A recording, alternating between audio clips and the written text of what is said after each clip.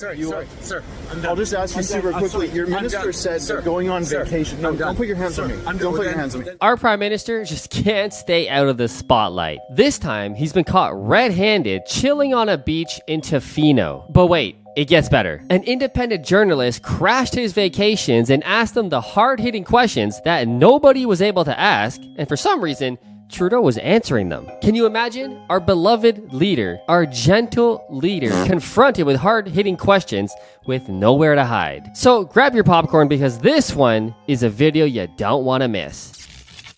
You looking for a replacement right now? No, I am absolutely not. I am running in the next election.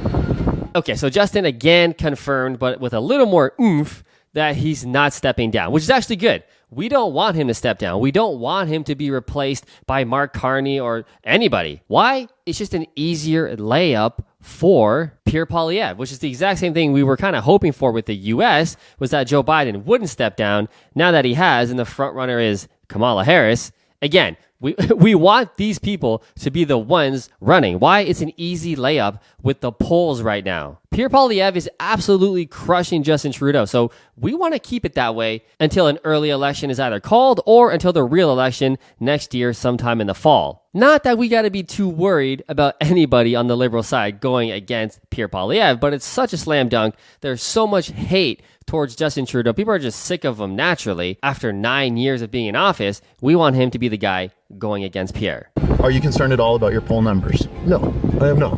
What causes you to not be concerned? Now, this is another hard-hitting question that nobody's really asking Trudeau in the public spotlight, which is your cabinet members, people of parliament in the Liberal Party, want you out. There's a lot of rumbles, lots of talk going on, lots of leaks from inside the cabinet that everybody thinks, or a lot of people think, that their leader, Justin Trudeau, should actually step down because with him remaining as leader, he's actually hurting the Liberal Party as a whole, and you got to kick out the weakest link. And right now, it's looking like Trudeau. And again, he's saying no. They're not saying that. The members of cabinet aren't saying that. I'm not stepping down. Again, I think this is a good thing. We want him to stay leader of the Liberal Party. I'll just ask you super quickly. Your minister said they're going on vacation. No, don't put your hands on me. Don't put your hands on me. Then please. Your minister said that going on vacation on road trips actually causes the world to be set on fire. Thank you, sir. We're wondering Have a good how day. you could justify coming on a huge plane. Now, this is another caught you red-handed gotcha question. His minister says that people traveling, Canadians traveling, driving across the country, driving to work, taking planes is actually causing climate change, and we got to reduce that. But here, we got celebrities and prime ministers flying in their private jets all over the place every single day.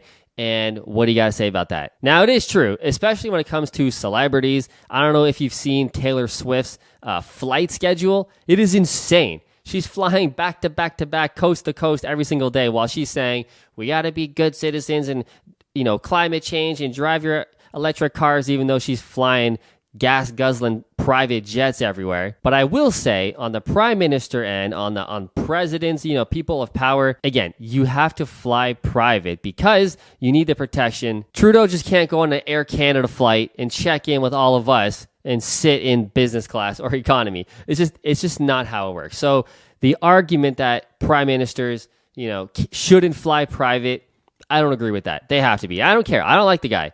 I don't like the current prime minister, obviously. However, we are Canadian. We are patriotic. You have to protect the prime minister. That's just how it goes.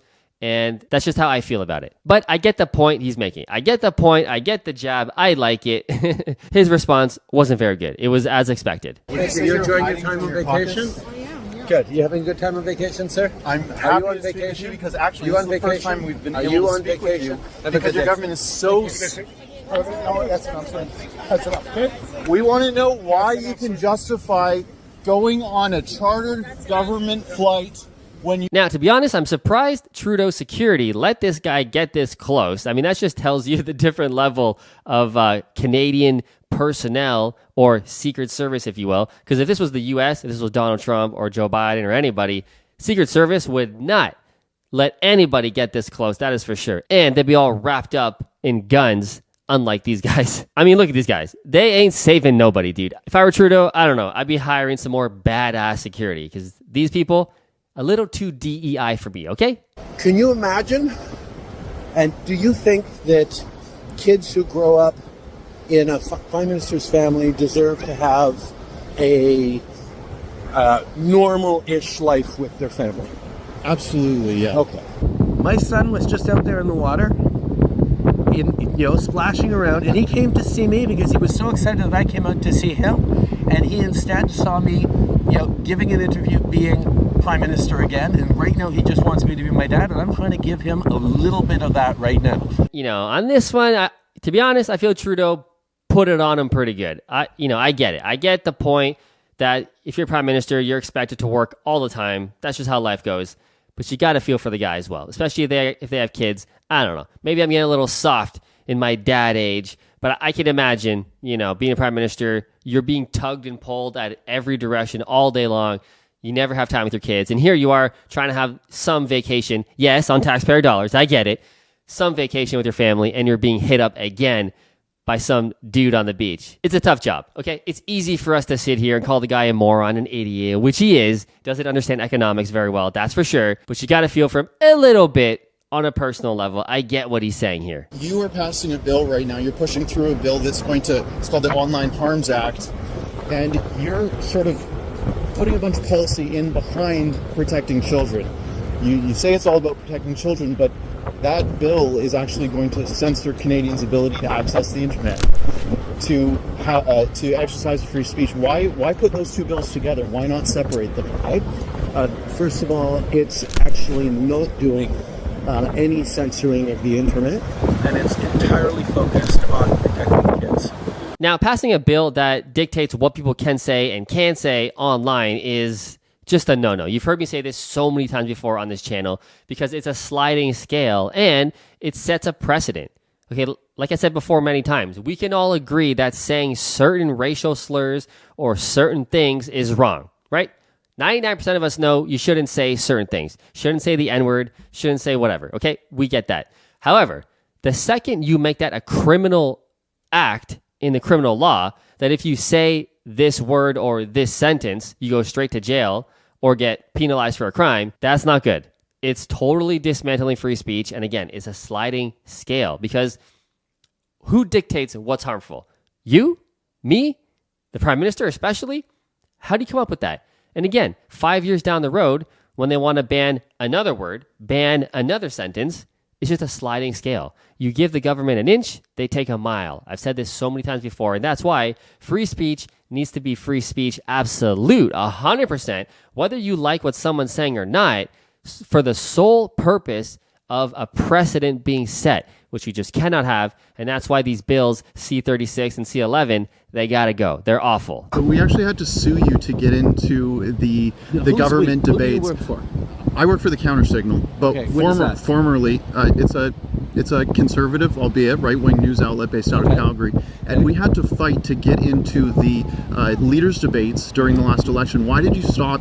You might say it was the debate commission, but it's a debate commission that you created. No, it's not. Stopped a lot of independent journalists from coming in to ask questions. The Ottawa Press Gallery is a self-regulating body of journalists who make determinations who gets to be members of political journalists in the Parliamentary Press Gallery. The government has no say in that. It's your peer journalists who make decisions about who gets accredited to the Parliamentary Press Gallery. Now, this is insane. An independent journalist had to sue his way into press conferences to ask questions for the man we pay for, right? He gets paid by our tax dollars. He should be responding to our questions. And the fact that in Canada especially, the reporters that are only allowed in really are left-wing reporters. Global News, CTV, CBC. This is outrageous. We don't have really a Rebel News representative. We don't have a Fox News really in Canada. Most of the media, and especially the big media conglomerates, are all left-leaning. And not only that, they're primarily funded by the federal government, who is a liberal government in charge. So, do you think those reporters and those news agencies are going to push and ask the right questions and write thoughtful, hit pieces or, pieces against what the prime minister is doing? Likely not. They're not going to bite the hand that feeds. And that's a big problem in Canada, a big problem in the news right now, and especially with these laws coming in about what we can say, what we can share, can't share on social media. This is going way too far. Do you see any similarities between yourself and Joe Biden's current political situation? No. I love this question. Do you think your political situation is similar to Joe Biden's? Meaning, people in your own party want you out, and obviously he responds with, no, I don't feel that's the case. It is totally the case. Are you looking for a replacement right now? No, I am absolutely not. I am running in the next election. Are you concerned at all about your poll numbers? No, I am not. What causes you to not be concerned?